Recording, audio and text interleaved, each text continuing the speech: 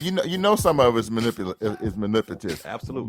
But also at the same time, you know, it's like there's look, I guess, looking at a different aspect of it, or a different, it's like because of the European worldview just being so individualistic, though, Don Juan, it's to the point where it's like everything there, I just think through that lens people are taught to just to make everything individualistic. Yeah, absolutely. Well, yeah. okay, well, I didn't do it. Right.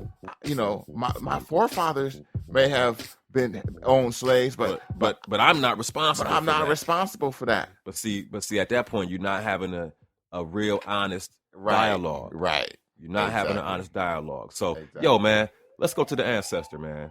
Okay, so let's put it in context, though, fam. Okay. Let's put it in context, because I think that's important. Mm-hmm. Because really, when you look at this, because when you look at this,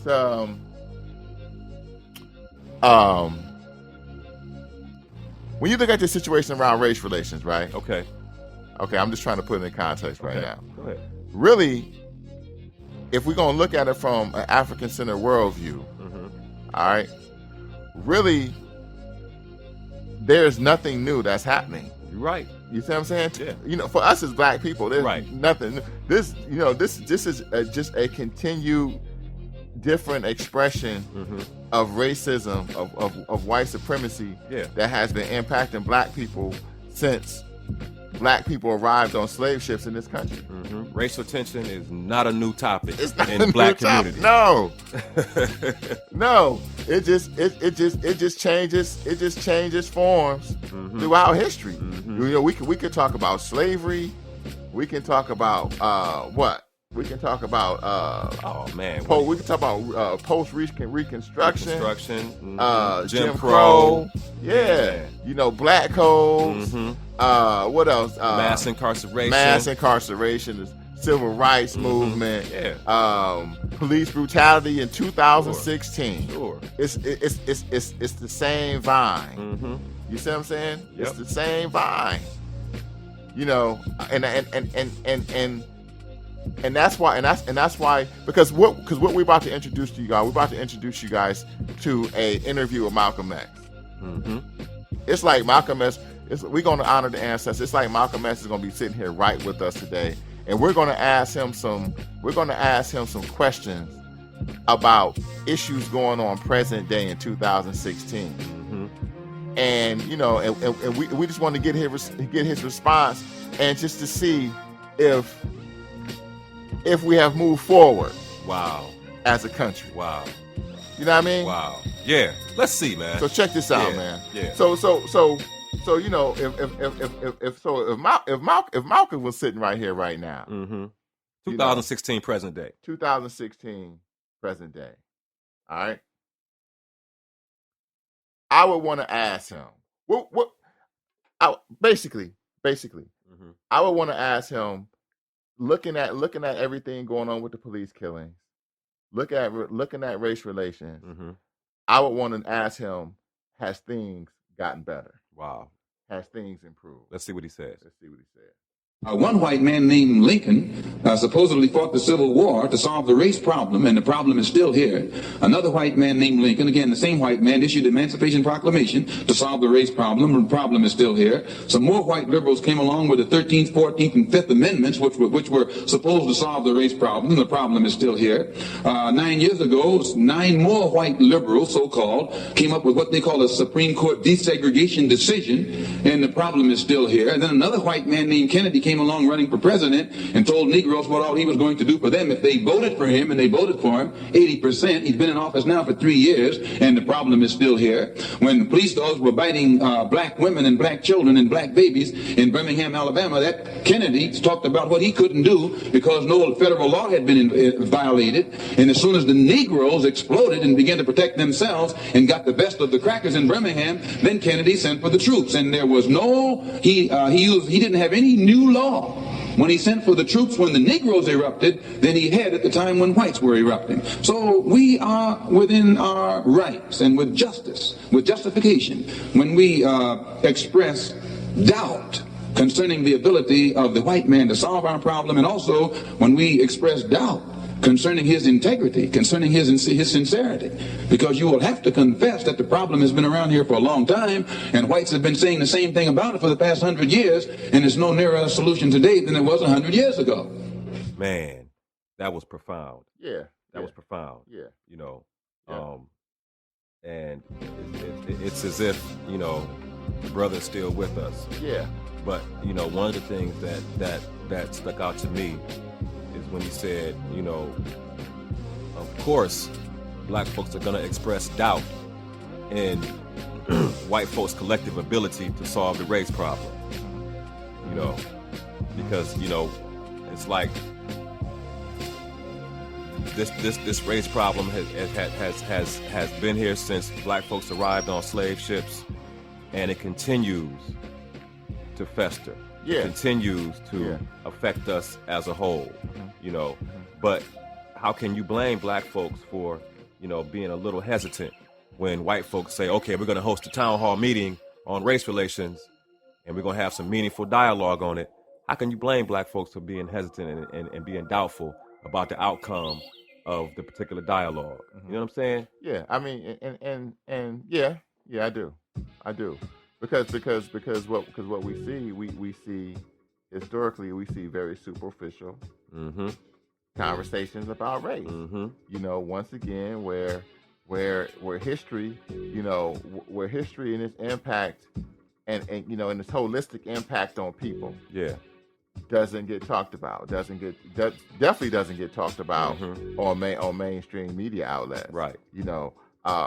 So really at the end of the day, you know, there's a huge elephant in the room, always in this country. And Malcolm even talked about, you know, he referenced a white man named Lincoln, right, and a white man named Kennedy, who were supposed to be, you know, answers to, or at least, you know, be able to offer solutions to racial tension.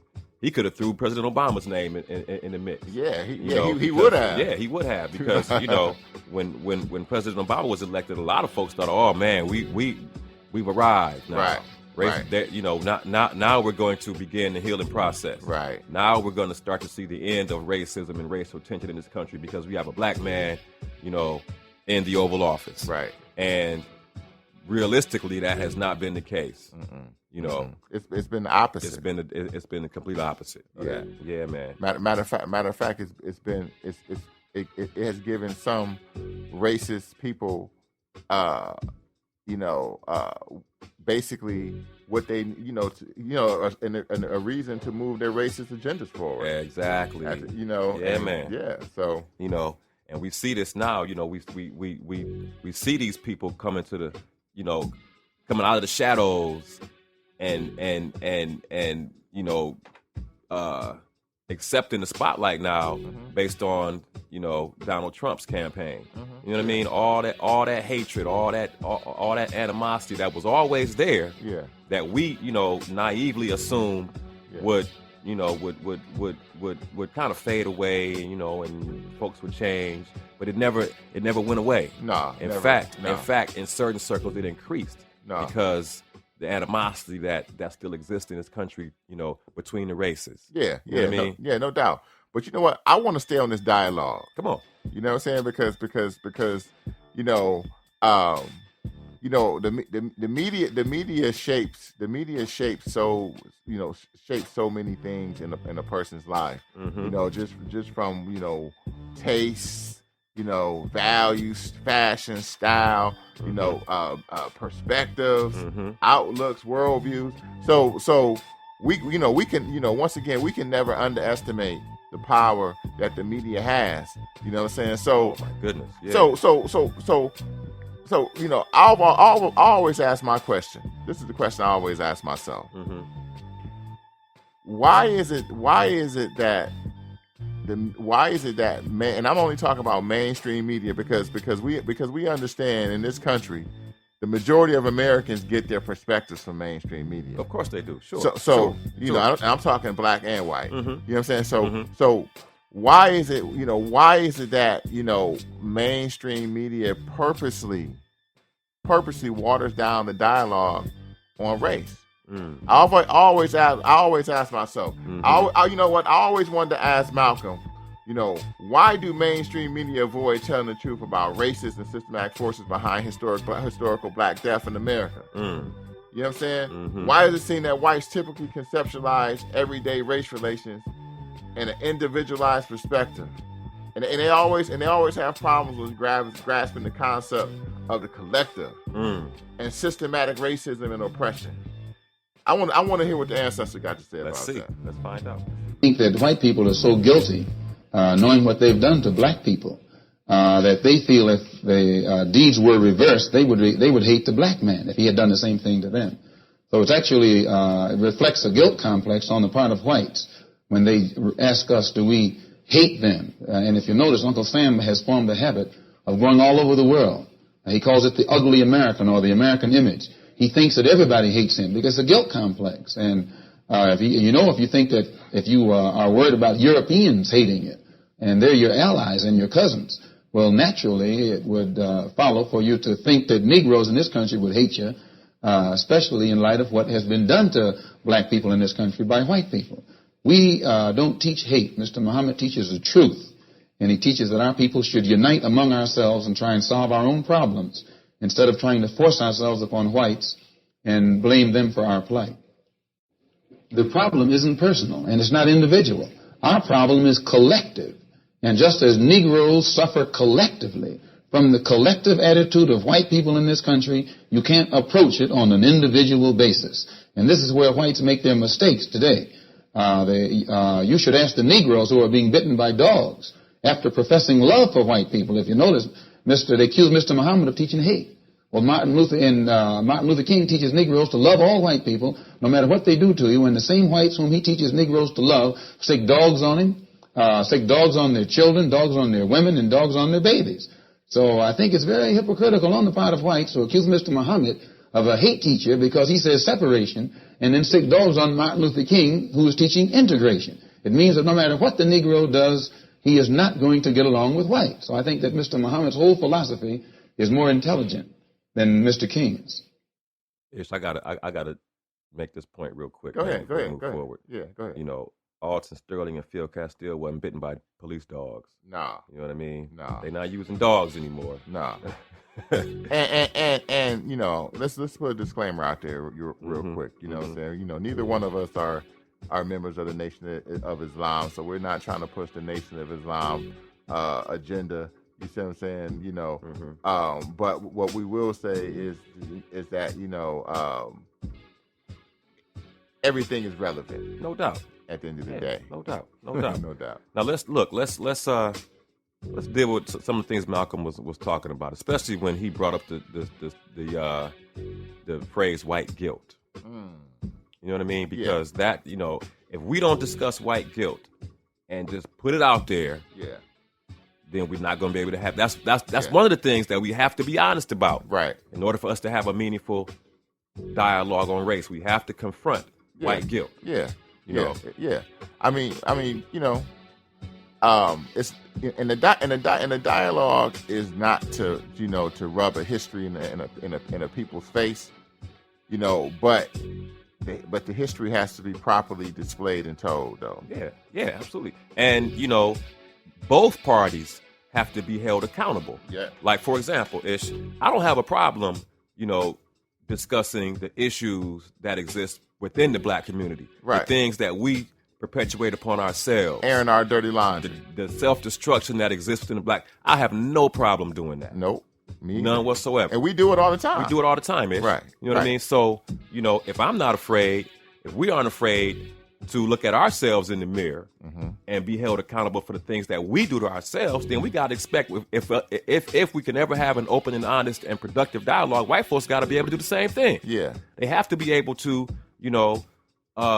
in spite of this concept of white guilt, in spite of the fact that, okay, it's gonna get uncomfortable, it may be offensive, and you may